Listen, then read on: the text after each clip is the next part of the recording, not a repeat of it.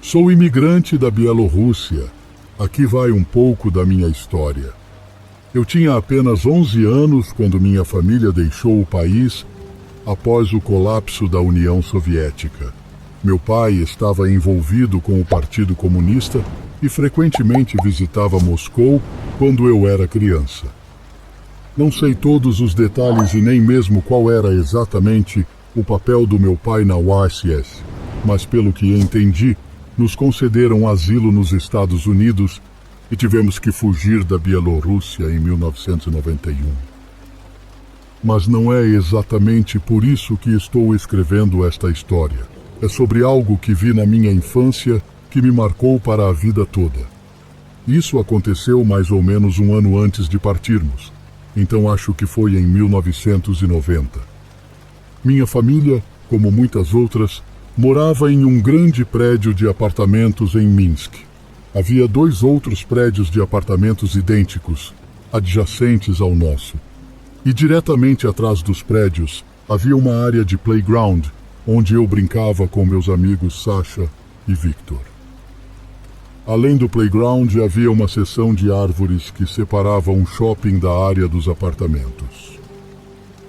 Lembro-me de que minha mãe estava doente e acamada, e meu pai estava em viagem de negócios em Moscou, então eu estava praticamente sozinho naquela noite. Lembro que estava entediado assistindo TV na sala e decidi sair para ver se algum dos meus amigos estava no playground. Eram mais ou menos 8 horas da noite e já estava escuro. A maioria das crianças estava dentro de casa e acho que nem era permitido estar no playground naquele horário, mas eu não me importava. Não havia ninguém por perto para me mandar voltar para dentro e eu estava animado para ter o playground só para mim. Estava frio naquela noite, mas não estava nevando, então pensei em brincar nos escorregadores e no balanço até ficar entediado ou até a segurança aparecer e me mandar voltar para dentro. Então, lá estava eu, balançando no escuro, quando ouvi algo perto da cerca que separava as árvores do playground. Havia um barulho estranho, como se alguém estivesse serrando madeira, mas havia algo estranho nisso. Ignorei o som, mas ele ficou mais alto com o tempo, a ponto de eu ficar curioso sobre o que estava causando esse barulho estranho. Não havia luzes no próprio playground, mas havia luzes fixadas na parte de trás dos prédios de apartamentos que iluminavam o suficiente para que você pudesse ver ao redor. Mas as árvores além da cerca estavam completamente escuras. Saí do balanço e me aproximei da borda do playground. O som continuava ficando mais alto, mesmo quando cheguei bem perto da cerca. Só quando soltei um curioso "Olá" é que o barulho parou. Fiquei ali, olhando para as árvores escuras, esperando por uma resposta, mas tudo permaneceu em silêncio. Depois de mais 1 minuto, perguntei inocentemente por que estavam cortando árvores no escuro. Então ouvi um barulho vindo das árvores e logo vi uma figura escura aparecer, mas ela não saiu da linha das árvores. O que aconteceu a seguir é algo que ainda me faz querer vomitar. A figura escura jogou algo. O objeto voou sobre a cerca e me atingiu diretamente no peito. Fui jogado para trás mais pelo susto do que pela força do impacto. "Ei, por que você fez isso?" gritei. Mas antes que pudesse dizer mais alguma coisa, vi o que tinha sido jogado em mim. Um braço humano decepado estava caído no chão à minha frente. Gritei a plenos pulmões e corri de volta para os apartamentos, chorando muito. Entrei no nosso apartamento e sentei no sofá da sala para me acalmar. Pensei em acordar minha mãe doente e contar o que aconteceu, mas decidi não fazer isso. Para lhes dar uma ideia, minha mãe cresceu na Sibéria e podia ser bastante implacável às vezes. Não só ela não ficaria feliz em ser acordada, mas provavelmente não acreditaria na minha história, e eu provavelmente não poderia sentar por uma semana se ela descobrisse que eu tinha saído do apartamento sozinho depois de escurecer. Então, guardei esse incidente para mim. Quando criança, eu entendia que o que aconteceu foi assustador, mas não tinha noção das implicações. Pensava que havia um monstro na floresta que comia pessoas que saíam depois de escurecer. Agora que sou adulto, percebo algumas coisas. Pelo tempo restante que vivemos na Bielorrússia, nunca vi ou ouvi falar de nenhuma investigação sobre uma pessoa desaparecida ou um corpo mutilado sendo descoberto, o que não é fora do comum vivendo na sociedade soviética. O monstro na floresta, escondido nas árvores naquela noite, era provavelmente um sádico desmembrando um corpo humano com uma serra. Há mais uma coisa que devo mencionar. Pelo resto do tempo que vivemos lá, não me lembro de ter visto meu amigo Sasha novamente depois daquela noite. Há 2 anos, eu e minha família, incluindo nossa filha de 2 anos, mudamos em busca de um recomeço. Estávamos exaustos após uma longa viagem e ansiosos para descarregar os colchões. Meus pais, que já moravam nessa cidade, nos ajudaram. Durante a mudança, conhecemos nosso vizinho Breno, que logo me causou uma sensação ruim. Minha filha, geralmente amigável, se escondeu atrás do meu marido e se encolheu. Fizemos conversa fiada, mas estávamos mais focados em descarregar nossas coisas. Meu pai me contou que viu Breno encarando nossa filha e o confrontou. Breno negou, mas meu marido acabou mandando-o embora. Mais tarde, por volta das 10h30, Breno bateu à nossa porta pedindo cigarros de forma rude. Não fumávamos e, ao informá-lo, ele ficou irritado, gritando e batendo na parede. Nosso senhorio interveio, explicando que Breno tinha problemas mentais, mas era inofensivo se tomasse seus remédios. Nosso dia a dia seguiu normalmente, apesar dos horários malucos de trabalho. Breno continuava a nos incomodar, pedindo cigarros e até nos seguindo. Ele chegou a pedir para ir conosco ao parque, dizendo que era bom com crianças. Recusamos e, ao retornar, encontramos Breno sentado em nossa vaga de estacionamento. Ele tentou abraçar nossa filha, que gritou de medo. Meu marido finalmente perdeu a paciência e disse para ele nos deixar em paz. Contamos ao senhorio, mas a resposta foi sempre a mesma. Breno tinha problemas mentais. Nossa filha começou a temer sair de casa. Ameaçamos encerrar o contrato se nada fosse feito. Conversando com vizinhos, descobrimos que Breno assediava outras pessoas, inclusive espiando jovens na piscina comunitária. Depois de 1 mês, Breno sumiu. Pensamos que ele tivesse se mudado. Uma noite, voltando do trabalho, ouvi Breno batendo violentamente na porta, gritando para eu abri-la. Liguei para a polícia enquanto me escondia no armário. A polícia chegou e Breno foi preso, assim como nosso senhorio que tentou defendê-lo.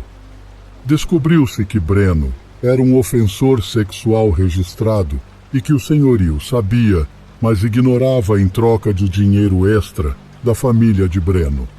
Breno foi levado a uma instituição, não sei se uma prisão ou um hospital psiquiátrico. O senhorio foi demitido e nós nos mudamos para a casa dos meus pais.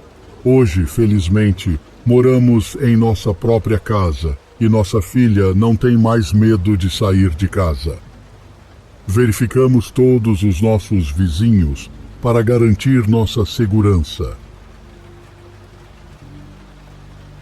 Cresci numa família de classe trabalhadora e não tínhamos o luxo de tirar férias extravagantes ao longo do ano. No entanto, isso não nos impedia de explorar as maravilhas naturais através do acampamento. Desde jovens, minha irmã e eu entendíamos o valor do acampamento através do nosso respeito compartilhado pela Mãe Natureza. Com o tempo, nos tornamos mestres em sobreviver ao ar livre, tanto que desejávamos explorar novos acampamentos pelo estado. Numa ocasião, um colega de trabalho do meu pai ouviu ele falando sobre nossos planos de férias de verão e sugeriu um novo acampamento para conferirmos. Até hoje, meus pais e eu não conseguimos lembrar o nome do local, mas concordamos que era em algum lugar nas colinas de San Diego. Meu pai estava empolgado para visitar um novo parque nacional e arrumou o carro para a tradicional viagem de verão em família. A viagem até o acampamento foi longa e perigosa. Mesmo durante o dia, a íngreme montanha, junto com as inúmeras curvas cegas, deixava todos nós tensos. Logo começaram as discussões, pois não encontrávamos sinais indicando para onde ir. Naquela época, antes dos smartphones e GPS, convencemos nosso pai a parar e pedir direções. Ao avistarmos o acampamento, todos suspiramos aliviados, mas o lugar não parecia um parque nacional. Não havia uma estação de guarda-parques ou centro de visitantes à vista. O lago parecia turvo como um pântano e o acampamento estava deserto, um verdadeiro povoado fantasma. Com cautela, exploramos a área, procurando pistas que nos guiassem ao responsável pelo local. Ao longe, vimos um letreiro desgastado em uma lanchonete abandonada. Entramos no estabelecimento para perguntar sobre o local. O dono da lanchonete, um homem magro que parecia saído do filme Pânico na Floresta, nos cumprimentou.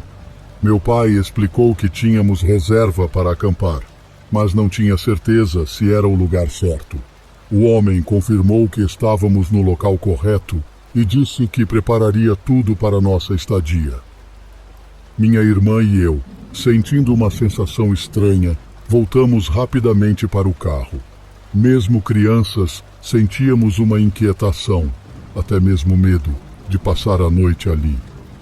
Apesar das nossas preocupações, nossos pais nos tranquilizaram, dizendo que as férias estavam apenas começando, embora com alguns contratempos. Perto do local, nossa preocupação desapareceu, e era hora de transformar aquele lote vazio em nosso acampamento seguro. O resto do dia passou e nosso acampamento começou a tomar forma. No dia seguinte, enquanto meu pai pescava no lago, minha irmã e eu, com nossa mãe, exploramos o acampamento e descobrimos uma piscina pública. Fomos nadar, mas logo percebemos 3 homens suspeitos vestidos de preto, que nos observavam de maneira predatória. Minha mãe, percebendo isso, decidiu encerrar nossa ida à piscina. Meu pai voltou do lago sem peixes, dizendo que todos estavam mortos na água. Minha mãe contou a ele sobre os homens suspeitos, e ele, furioso, saiu com seu facão em busca deles.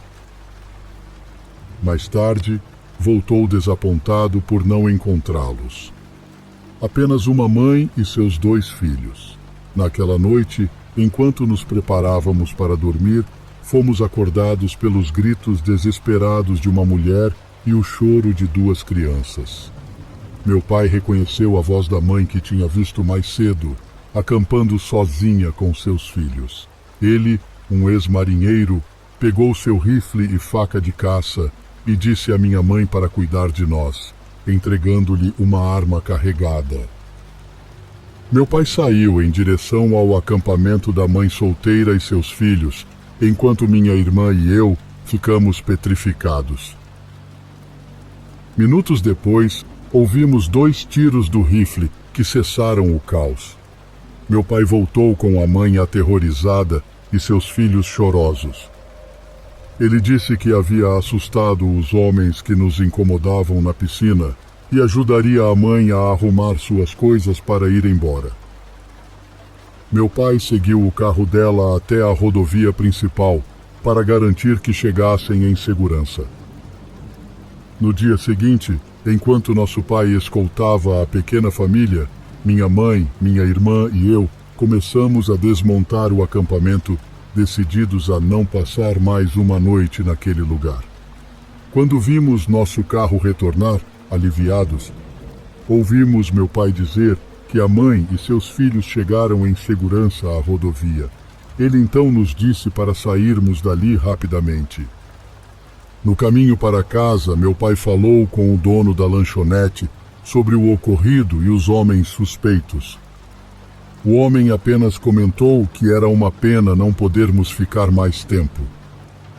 Desde essa experiência aterrorizante, minha família e eu nunca mais conseguimos convencer minha irmã a acampar novamente. Mais tarde, perguntei ao meu pai de onde ele tinha ouvido falar daquele lugar horrível.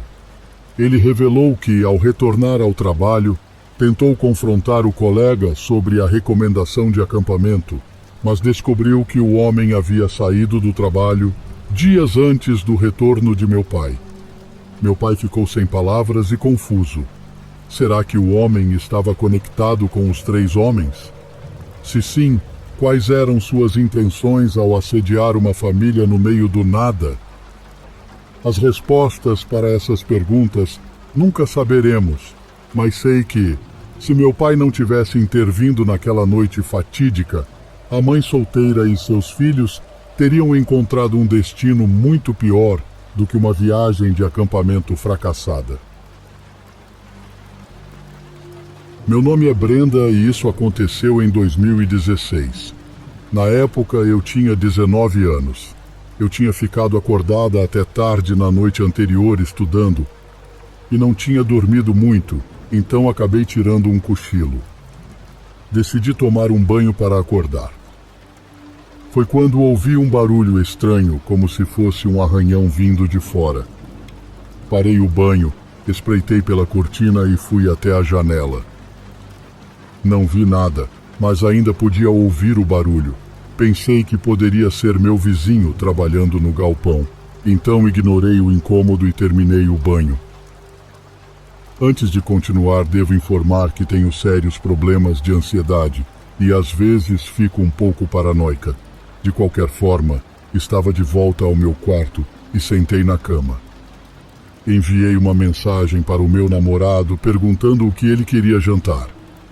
Enquanto esperava a resposta, relaxei e comecei a rolar pelo meu Facebook, lendo um artigo sobre avistamentos recentes de palhaços, quando fui interrompida por passos do lado de fora. Parei e ouvi atentamente. Alguns passos seguidos por um barulho de batidas. Fiquei confusa. Não me ocorreu que tinha um intruso indesejado do lado de fora. Pensei por que meu namorado não tinha batido na porta ou ligado antes de aparecer. Normalmente tínhamos uma rotina com essas coisas, especialmente se eu estivesse sozinha em casa. Ele sempre enviava uma mensagem, ligava ou fazia uma chamada de vídeo para me avisar que estava a caminho, pois havia muita atividade suspeita no nosso bairro naquela época. Chamei por ele, mas tudo ficou em silêncio. Enviei uma mensagem perguntando se ele estava na porta, mas não houve resposta. Decidi dar uma espiada pela janela do quarto. Enquanto caminhava para o outro lado do quarto, meu celular começou a tocar. Era meu namorado querendo fazer uma chamada de vídeo. Ele disse que estava a cerca de 15 minutos de distância. Enquanto falava com ele, abri as cortinas da janela do meu quarto e congelei ao ver um palhaço do lado de fora. Ele estava me olhando pela janela, sorrindo. No começo, ri, pensando que era uma pegadinha do meu namorado. Brinquei, fingindo estar aterrorizada, e disse ao telefone: "Muito engraçado, amor. Essa coisa de palhaço assustador." Ele ficou confuso e expliquei sobre o palhaço na janela, dizendo que ele e seus amigos fizeram um bom trabalho me assustando. Ele parecia confuso, dizendo que todos os seus amigos estavam no bar e que ele não estava envolvido em nenhuma brincadeira. Ao ouvir isso, senti um nó no estômago. Quando olhei de volta para o palhaço, ele ainda estava lá e tirou uma faca de açougueiro do traje. Neste ponto, não sabia o que estava acontecendo. Peguei meu taco de beisebol e meu namorado, ainda ao telefone, disse que estava chegando. Ele me gritou para ficar dentro de casa e trancar todas as portas e janelas. Fechei rapidamente as cortinas e fui para a sala. Não demorou muito até ouvir batidas fortes na porta da frente. Uma voz assustadora do outro lado disse: "Me deixe entrar, criança." Não respondi e fiquei parada, esperando o próximo movimento. As batidas ficaram mais fortes, fazendo a porta tremer nas dobradiças, mas mantive o silêncio, mesmo quando ouvia a maçaneta da porta mexendo. Embora estivesse com bastante medo, também estava irritada e gritei para o palhaço: "Vai embora, vai incomodar outra pessoa." Então, ouvi uma risada abafada, seguida pela voz assustadora: "Por favor, me deixe entrar, boneca. Eu só quero brincar. Quero brincar com suas entranhas." Eu tinha chegado ao meu limite. Estava prestes a sair e confrontar o palhaço assustador quando meu namorado, ainda ao telefone, disse para desligar e chamar a polícia. Depois de pensar um pouco, concluí que talvez confrontar o palhaço com uma faca não fosse a melhor ideia. Fiz o que ele disse e deixei a sala, explicando a situação para a polícia. Quando estava voltando para o quarto, ouvi o barulho de vidro quebrando. Parei e disse ao telefone que achava que o palhaço tinha invadido a casa. Eles me disseram para me esconder, e foi então que ouvi meu namorado gritando: "Ei, o que você está fazendo? Saia daqui, a polícia está a caminho." O palhaço deu uma risada psicótica e fugiu. Quando voltei ao quarto, algo chamou minha atenção. Vi outro palhaço do lado de fora da minha janela, segurando uma lâmina de serra. Congelei, sem conseguir me mexer ou gritar. O medo tomou conta de mim quando percebi que meu namorado estava lá fora, com dois palhaços assustadores. Gritei ao telefone que havia outro palhaço do lado de fora do meu quarto e pedi para se apressarem. Depois de alguns momentos, fiquei aliviada ao ouvir meu namorado na porta dos fundos. Rapidamente o deixei entrar e nos abraçamos apertado até a polícia chegar. Depois de darmos nossos depoimentos, a polícia encontrou uma serra enferrujada e um machado no chão fora da minha janela, com marcas vermelhas neles. Claro, os palhaços assustadores que transformaram minha noite num espetáculo de terror não foram encontrados.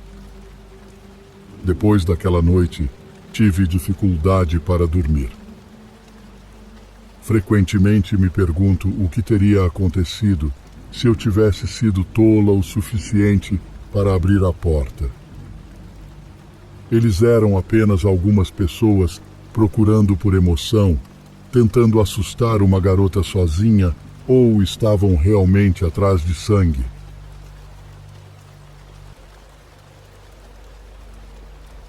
Cresci no interior durante os anos 90. Minha família morava em uma comunidade unida e frequentemente fazíamos encontros e churrascos com nossos vizinhos. Meus irmãos e eu éramos muito amigos das crianças do nosso bairro, e sempre que tínhamos um desses encontros, todas as crianças se juntavam para jogar pega-pega. Para evitar a indecisão de quem seriam os escondidos e os procuradores, meus irmãos e eu geralmente nos voluntariávamos para ser os procuradores. Havia uma grande área florestal fora do nosso bairro, onde os jogos aconteciam, e como frequentemente íamos pescar com meu pai nessa área, a conhecíamos muito bem. Éramos todos muito competitivos. Lembro que era 4 de julho de 1996. Toda a comunidade organizou uma festa no parque do bairro, o que significava que nós, crianças, íamos ter nosso tradicional jogo de pega-pega depois do show de fogos de artifício. Quando os fogos acabaram, por volta das 9:30 da noite, nos reunimos para o jogo, que começou por volta das 9:45. Tudo começou como qualquer outro jogo, e pegamos a maioria dos escondidos menos experientes nos primeiros 10 minutos. No entanto, ainda havia algumas das crianças mais velhas escondidas em áreas mais obscuras do parque. Sempre nos disseram para nunca irmos muito fundo na floresta. Para dar uma ideia, o parque onde estávamos ficava no fundo do nosso bairro, e além dele, havia a floresta que se estendia por cerca de 3 quilômetros até a rodovia que levava à cidade. Não era permitido caçar nessa floresta devido à proximidade com áreas residenciais, então frequentemente víamos veados e outros animais por lá. De qualquer forma, o jogo continuou por mais um tempo, e apesar de seus melhores esforços, capturamos a maioria dos escondidos, exceto uma menina de cerca de 8 anos, que chamaremos de Ashley. Achei isso muito estranho, porque Ashley não era a melhor em se esconder e geralmente era uma das primeiras a ser pega. Fomos até o pequeno lago atrás do clube, a última área que verificaríamos antes de avisar alguém que não conseguíamos encontrar a Ashley. Foi nessa hora que comecei a sentir um aperto no estômago. Eu tinha apenas 11 anos na época, mas podia dizer que algo estava errado.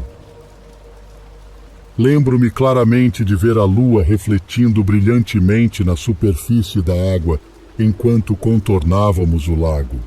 Quando chegamos ao lado oposto do lago, começamos a ouvir um barulho estranho vindo das árvores. Soava como se alguém estivesse sendo brutalmente esfaqueado repetidamente, mas sem gritos acompanhando o som terrível. Nós 3 nos aproximamos da linha das árvores, e meu irmão apontou sua lanterna para as árvores. Vimos uma figura encapuzada de costas para nós, ajoelhada e esfaqueando algo com uma grande faca de caça. Assim que o feixe de luz atingiu a figura, ela parou imediatamente o que estava fazendo e se levantou. A próxima coisa que me lembro é do meu irmão mais velho cobrindo meus olhos com a mão livre e nos mandando correr de volta para o parque. Corremos os 3 de volta para a festa, ouvindo o som de botas pesadas rasgando a vegetação atrás de nós. Assim que chegamos de volta à festa, meu irmão mais velho contou ao meu pai sobre o homem na floresta. O resto da noite é uma névoa para mim. Só me lembro de ver a polícia chegando e de adormecer nos braços do meu pai. Na manhã seguinte, me disseram que Ashley tinha ido embora com os pais, enquanto o jogo ainda estava acontecendo, o que explica por que não conseguíamos encontrá-la. Não consegui ver bem o que o homem estava esfaqueando, mas meu irmão me disse que era uma carcaça de veado. Suponho que poderíamos apenas atribuir isso a alguém caçando em uma área restrita, mas ainda há algo que me incomoda. Que tipo de pessoa esfaqueia rapidamente um veado morto no escuro? E embora ele não estivesse mais à vista quando voltamos para a festa, tenho certeza de que ele estava nos perseguindo, pelo menos por um curto período. Fico me perguntando o que ele teria feito se nos pegasse. Esse foi o último jogo de pega-pega que nosso bairro jogou. Isso aconteceu há alguns meses. Sou uma mulher de 23 anos e finalmente tinha comprado um carro para mim. Adorava dirigir e ouvir música, geralmente sozinha. Numa noite por volta das 7 horas da noite, e sendo inverno, levei 2 dos meus irmãos comigo, uma irmã de 18 anos e um irmão de 13, após eles insistirem muito, pois estavam entediados. Sou fumante e vindo de uma família sul-asiática, mulheres não são supostas a fumar, então aproveitava essas oportunidades para fumar sem me preocupar em ser pega pelos meus pais. Moramos numa área suburbana tranquila da cidade, que tem algumas áreas ruins, mas nunca pensei 2 vezes antes de estacionar em algum lugar para acender um cigarro. Não gosto de fumar no carro. Então ali estava eu, parada sob um poste de luz, mexendo no meu celular. Estava escurecendo, mas eu não estava muito preocupada, pois visitava essa estrada frequentemente e não era muito longe da casa da minha tia. Enquanto fumava, olhei para cima do celular e vi um homem saindo dos arbustos. Ele era muito alto, pelo menos 1,90 m, e estava na calçada oposta. Achei que ele continuaria andando, então voltei ao meu telefone, até olhar novamente e vê-lo parado na frente do meu carro me encarando. Minha irmã, que estava no carro, deve ter visto também, pois bateu na janela dizendo para eu entrar. Já tinha apagado meu cigarro e estava indo para o lado do motorista, com as chaves na mão. O homem continuava lá, imóvel. Entrei e tranquei a porta, pensando que talvez estivesse exagerando. Ao ligar a ignição, olhei para ver onde o homem estava, mas ele não estava mais na frente do carro. Olhei no retrovisor e vi que ele estava atrás de nós tirando fotos da minha placa. Abri um pouco a janela e vi seu rosto mais claramente. Um homem indiano com barba e um capuz cobrindo parte do rosto. Perguntei educadamente o que ele estava fazendo. Ele se aproximou da minha janela, mas ainda manteve distância e disse agressivamente se eu sabia quem ele era. Não sabia se era uma pergunta retórica. Ele disse que tinha muita coisa acontecendo em sua casa e não precisava de mim estacionando ali e observando. Disse que eu parecia suspeita, estacionando aleatoriamente ali com meus 2 amigos, e mandou eu sair dali. Respondi que estava apenas fumando e que morava perto. Foi quando ele abriu completamente minha janela, gritando para eu sair. Gritei de terror, dizendo para ele parar de xingar, pois tinha um menor no banco de trás e ele estava assustando-o. Ele gritou que se eu não saísse, danificaria meu carro. Acelerei e saí dali, tão apavorada que nem coloquei o cinto. Fui para um beco sem saída e parei para me acalmar, tremendo muito. Minha irmã perguntou se eu estava bem, mas antes de responder, vi faróis vindo em nossa direção. Era o homem, dirigindo a pelo menos 80 km por hora, numa área de 30 km por hora, quase batendo no meu carro. Ele pulou do carro e metade do corpo dele entrou pela minha janela. Gritei tão alto que tenho certeza que o ensurdeci. Ele tentou pegar as chaves do carro, mas não conseguiu porque meu pé não estava na embreagem. Com uma mão, apertei a buzina do carro para fazer barulho e alertar alguém, enquanto com a outra afastei suas mãos das chaves. Meus irmãos choravam muito no banco de trás. Finalmente, consegui tirar o homem do carro e ele começou a gritar novamente, ameaçando me matar. Ele tentou abrir a porta, mas acelerei e saí dali. Parei em uma área diferente e estacionei. Estávamos todos chorando no carro. Foi a primeira vez que algo assim aconteceu conosco. Liguei para a polícia e me arrependi imediatamente por não ter anotado a placa do carro do homem. A policial que me ligou no dia seguinte foi muito compreensiva. Infelizmente, a polícia informou que não havia câmeras de vigilância na área, então não havia muito o que fazer, especialmente porque eu não sabia de onde ele veio. A policial se desculpou, mas a culpa foi minha por não ter anotado informações importantes. Eles fizeram um relatório do meu ataque. Então, se um incidente semelhante acontecer naquela área, eles podem fazer a conexão. A policial disse que, quando estacionei, o homem provavelmente estava fazendo algo ilegal por perto. E foi por isso que ele surtou comigo. Acho que era apenas um indivíduo perturbado que gostava de assustar pessoas que pareciam presas fáceis. Meu pai comprou uma pequena casa por um breve período.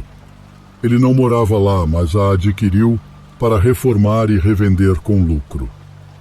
A casa ficava em uma rua sem saída, em meio à floresta, um local muito privativo, mas conhecido por ser um ponto de descarte de lixo e abandono de veículos roubados. Havia apenas 2 casas na rua, e essa em particular era frequentemente usada por andarilhos. Um vizinho nos contou que ela serviu de ponto para uso de drogas por muito tempo. Alguns meses após a compra, meu pai me chamou para ajudá-lo a descarregar alguns materiais na casa. Cheguei 10 minutos antes dele e notei um carro estacionado na frente. Ao investigar, vi roupas acumuladas no banco traseiro e percebi que tinha placa. Enquanto caminhava ao redor do carro, senti uma sensação desconfortável, como se não estivesse sozinho. Ouvi barulhos na floresta perto da casa e fiquei observando a mata, à espera.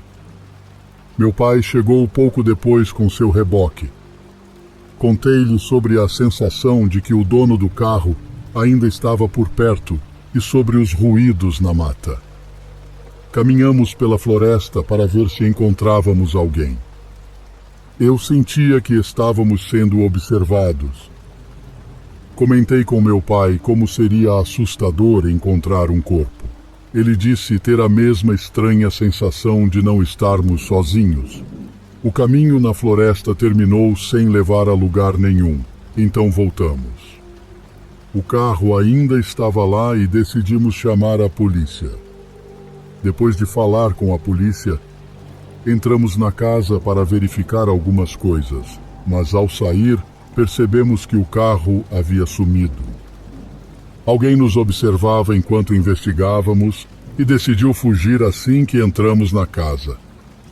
A polícia não apareceu naquela noite e nós acabamos indo embora. Semanas depois, encontraram um corpo na floresta perto da casa. Uma mulher que fazia trilha na área foi informada sobre o corpo por um vizinho, mas ele tinha fama de ser um bêbado mentalmente instável, e ninguém o levou a sério. Após o achado, a polícia veio fazer um relatório. Um detetive tomou o depoimento do meu pai, mas agiu de maneira estranha e desinteressada. Não acredito que tenha sido coincidência vermos um carro estacionado na área pouco antes da descoberta do corpo. Até onde meu pai sabe, nunca interrogaram o vizinho após o achado do corpo. Ele conversou com ele meses depois, pouco antes de vender a casa. A história fica ainda mais estranha. A mulher que encontrou o corpo disse que parecia recente e não uma pilha de ossos e decomposição, como seria se estivesse ali há anos. A polícia reportou que o corpo estava lá há anos, mas isso não faz sentido. Também me pergunto o que poderia ter acontecido comigo ou com meu pai se tivéssemos encontrado o motorista daquele carro naquele dia. Essa história me foi contada pela minha avó, já falecida. Às vezes a verdade é mais estranha do que a ficção, e esta história foi passada em nossa família durante anos como um lembrete de que nunca se pode ser cuidadoso demais. Não sei o ano exato, mas aconteceu nos anos 1950, quando minha avó tinha cerca de 20 anos e vivia numa área rural. Na época, ela já tinha minha mãe, mas afirmava estar tendo um caso com outra mulher. Numa noite tempestuosa, minha avó deixou minha mãe com a avó dela e foi até a casa da namorada. Chegando lá, numa casa de fazenda escura e sob chuva torrencial, ela bateu na porta, mas não obteve resposta. Naquela época, quando os planos mudavam, você geralmente só descobria tarde demais. Decidindo não dirigir de volta na chuva, minha avó optou por passar a noite na casa vazia. Ela procurou a chave reserva, mas não a encontrou. Então se abrigou no alpendre dos fundos, atrás de uma pilha de lenha. Ela acendeu um cigarro e ficou ali, tentando decidir o que fazer. De repente ela viu luz vindo de dentro da casa. Não era a luz de uma lâmpada, mas de uma lanterna. Pensando que a amiga tinha voltado, ela se aproximou da janela, mas em vez disso, viu um homem desconhecido se movendo lentamente pela casa, como se não conhecesse o local. Minha avó se escondeu e, após algum tempo, viu a luz da lanterna passar pela varanda. O estranho saiu pela porta dos fundos, iluminou a área com a lanterna, inclusive onde ela estava escondida, mas felizmente não a viu. Ele voltou para dentro e, depois de algum tempo, saiu pela porta da frente. Minha avó entrou na casa, trancou as portas e se escondeu no banheiro do térreo. Depois correu para o quarto da amiga e se trancou lá. Ela quase adormeceu quando um clarão de relâmpago a despertou. Ela achou que uma árvore na frente da casa tinha sido atingida por um raio. No dia seguinte, ela chamou a polícia. Um corpo foi encontrado na grama alta do quintal da frente. Era um homem que conheciam, mas que não tinha permissão para estar na casa sozinho. Ele segurava uma faca de caça, o que provavelmente atraiu o raio. Acredita-se que ele foi atrás da namorada da minha avó, pois ela tinha rejeitado suas investidas anteriormente, mas, ao ver um carro estranho na entrada, entrou cautelosamente na casa. Minha avó acha que o intervalo entre ela entrar na casa e ouvir o raio foi de cerca de meia hora. Ela suspeita que o homem não estava apenas saindo, mas voltando para a casa. A história serve como um lembrete arrepiante de que nunca se sabe quem pode estar à espreita, mesmo nos lugares mais familiares. Cerca de 6 anos atrás, na madrugada do meu aniversário de 20 anos, eu estava trabalhando como limpador de carpetes. É importante destacar que sou um homem de 1,80 m de altura e na época pesava cerca de 95 quilos. Sou naturalmente muito cauteloso e a área em que trabalhava era conhecida pela atividade de gangues. Era umas 6 horas da tarde quando recebi um telefonema de um dos principais técnicos de limpeza de carpetes. Ele explicou que não poderia fazer o trabalho marcado para as 11 da noite porque sua esposa grávida poderia estar entrando em trabalho de parto e precisava ir ao hospital. Como estava precisando de dinheiro, concordei em cobrir o turno dele. Terminei por volta das 2h15 da manhã, exausto após quase 20 horas de trabalho e com 45 minutos de viagem até em casa, parei em um posto de gasolina para comprar um energético. Ao chegar, notei um carro preto no canto do estacionamento. Não dei muita atenção. Talvez fosse o carro do atendente. Comprei a bebida e saí, mas um pressentimento me fez ficar alerta. Vi faróis se aproximando rapidamente no retrovisor. Continuei dirigindo, mas os faróis me seguiam. A 2 quilômetros de casa, tomei uma rota alternativa. Após 10 minutos em estradas secundárias, percebi que a situação era séria.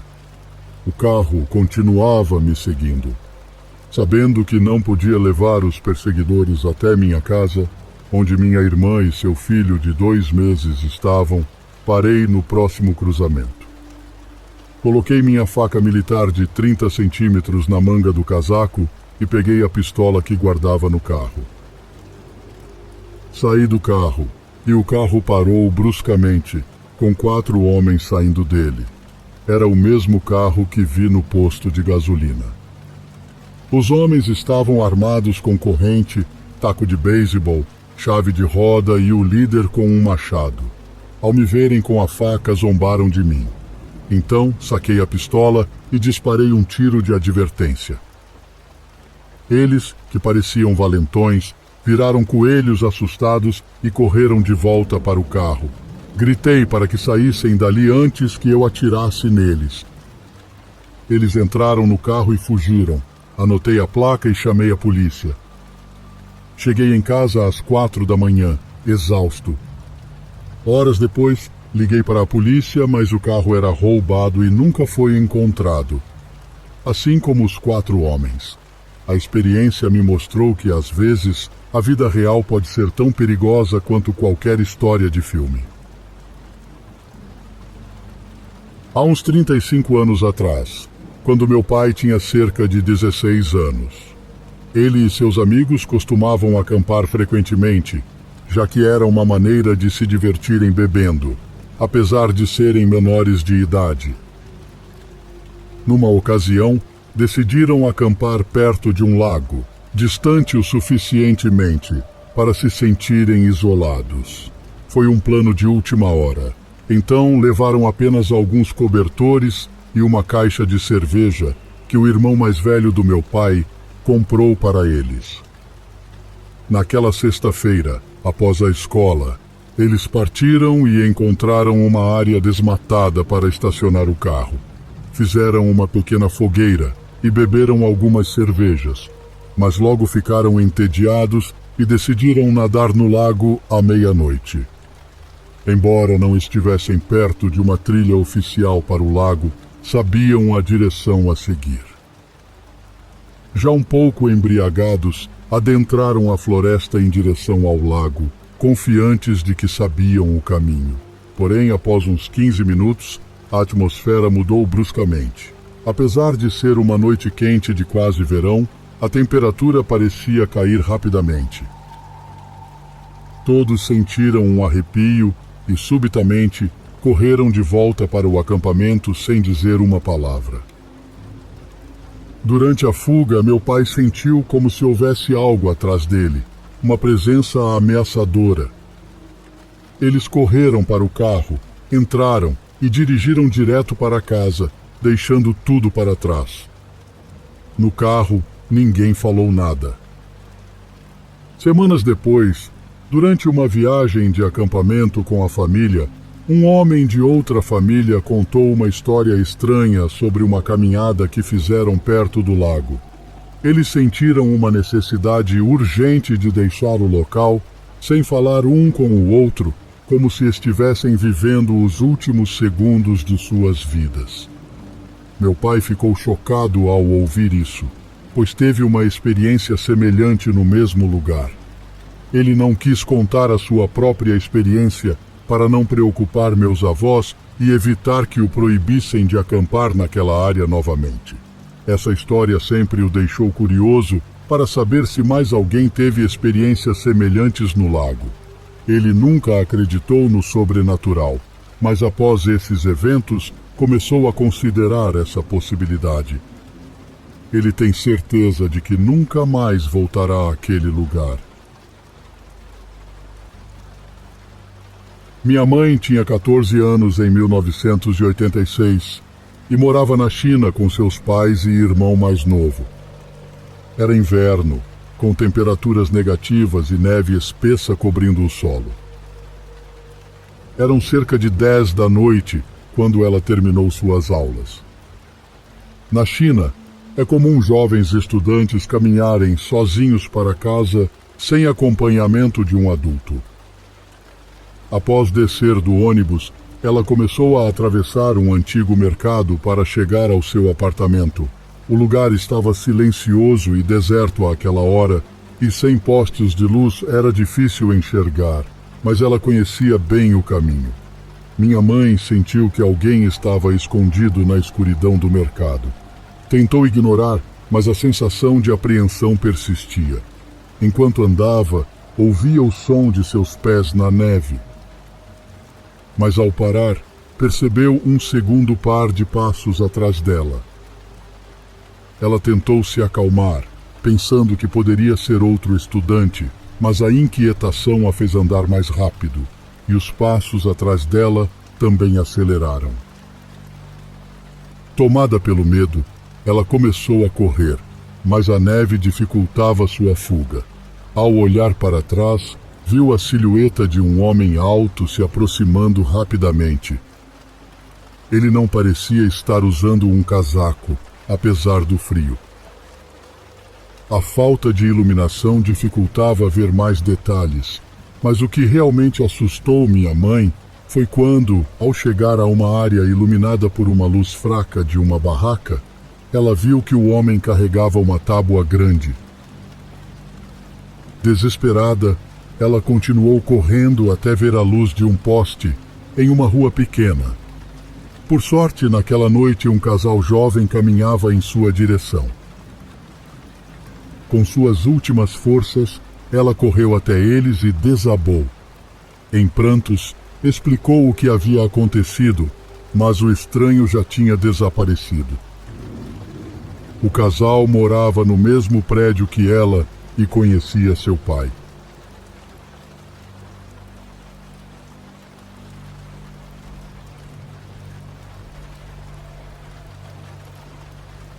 Isso aconteceu há 2 anos e ainda me deixa apreensiva só de pensar. Na época, meu marido e eu estávamos visitando minha família antes do meu irmão começar o ensino fundamental em agosto. Meus pais estavam assistindo TV no quarto deles. Eu estava trabalhando em um trabalho escolar e meu irmão e meu namorado estavam jogando videogame no quarto ao lado, mantendo o volume baixo para que eu pudesse me concentrar no meu ensaio. Por volta das 8:30 da noite, lembrei que precisava abastecer meu carro. Terminei rapidamente o último parágrafo do meu trabalho. Avisei meus pais que sairia por alguns minutos e saí. A estação de gasolina ficava a cerca de 10 minutos de casa, então eu voltaria em uns 20 minutos. Peguei minhas chaves, dei um beijo de despedida no meu namorado e saí. Depois de dirigir por 10 minutos, cheguei à estação de gasolina e estacionei próximo a uma bomba. Enquanto abastecia, notei um caminhão velho e desgastado parado num canto do estacionamento. Havia 2 figuras escuras sentadas dentro dele, mas não consegui identificar detalhes. Ignorei e fui até a loja comprar uns lanches para meu namorado. Assim que terminei a compra, 2 homens de jeans e capuzes pretos entraram na loja armados. Aparentavam ter uns 20 e poucos anos e eram bem fortes. Eles ordenaram que todos deitassem no chão e o caixa e os outros clientes obedeceram.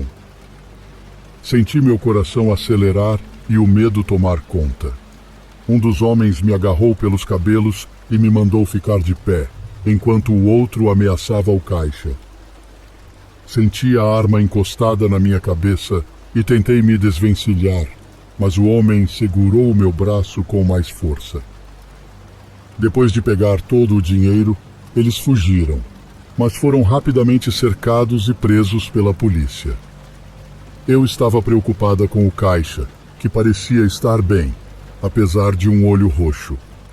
Um policial, amigo do meu pai, me reconheceu e perguntou se eu estava bem. Depois de dar meu depoimento, não consegui mais segurar as lágrimas. Só queria ir para casa. Quando cheguei em casa, minha mãe me abraçou e meu namorado me consolou até eu me acalmar. Prometi a mim mesma que nunca mais iria a certos lugares à noite. Foi um momento assustador que me fez repensar sobre segurança e precauções.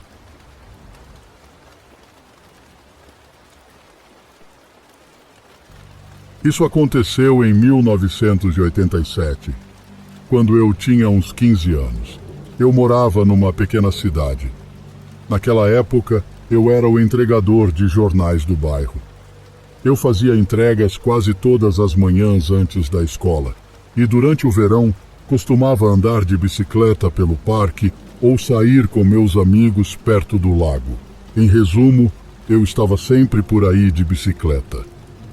Infelizmente, durante uma das minhas rotas, um motorista imprudente me atingiu, resultando em uma fratura na minha coxa esquerda e na destruição total da minha bicicleta.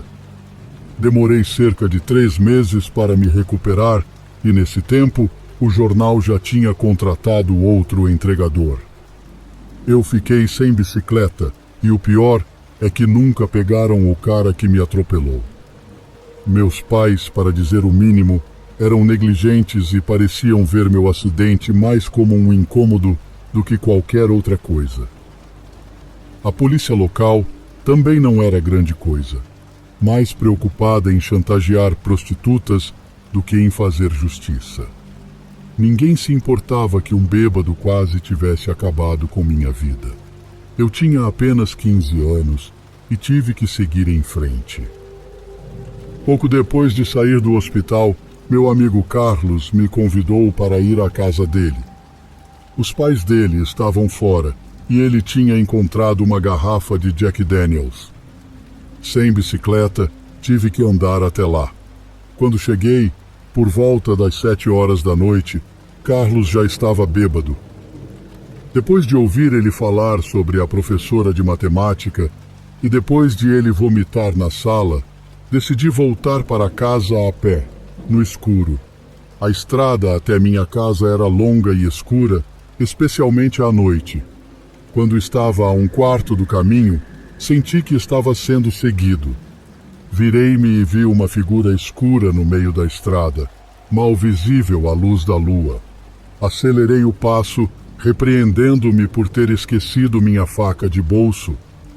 5 minutos depois, olhei para trás novamente. A figura estava agora na calçada e mais perto. Parecia apenas ficar parada, olhando para mim. Isso me deixou nervoso e apressei ainda mais o passo.